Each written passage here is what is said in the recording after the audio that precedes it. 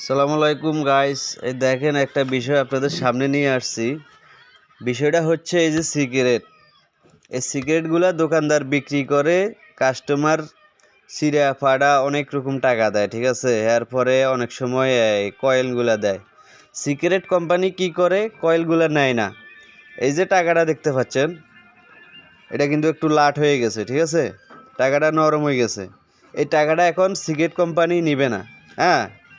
এবং কি এই টাকাটা 100 টাকার নোট দেখেন, এইখানে এইখানে অল্প একটু কস্টিপ মারা আছে, সেজন্য টাকাটা সিগারেট কোম্পানি নিবে না। এই টাকা এইটার জন্য এই টাকাটা নাকি অচল, এবং এই টাকাটা অচল, হ্যাঁ। এরপরে আপনার রেস তো আছেই, কয়েন তো আছেই।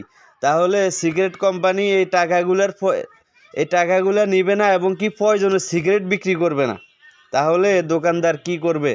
যারা ব্যবসায়ী ভাই আছেন, সবাই এই ভিডিওটা শেয়ার করবেন, এবং কি এটার বিরুদ্ধে সবাই প্রতিবাদ করবেন। সবার কাছে আমার এটা আকুল আবেদন, ঠিক আছে। কারণ এই টাকাটা নাকি অচল। সিগারেট কোম্পানিকে সবাই ধরতে হবে টাকাটা কিভাবে অচল হয়েছে, কোন জায়গায় লেখা আছে টাকাটা অচল, ঠিক আছে। কাস্টমার সিগারেট নেয়, এই টাকাগুলো দেয় দোকানদার লয়, এই টাকাটা দেয় দোকানদার লয়। এরপরে রেজ আছে, এই যে 5 টাকা কয়েন আছে, এই কয়েলগুলো পর্যন্ত সিগারেট কোম্পানি নিতে চায় না। তাহলে দোকানদার কিভাবে সিগারেট বিক্রি করবে, ঠিক আছে।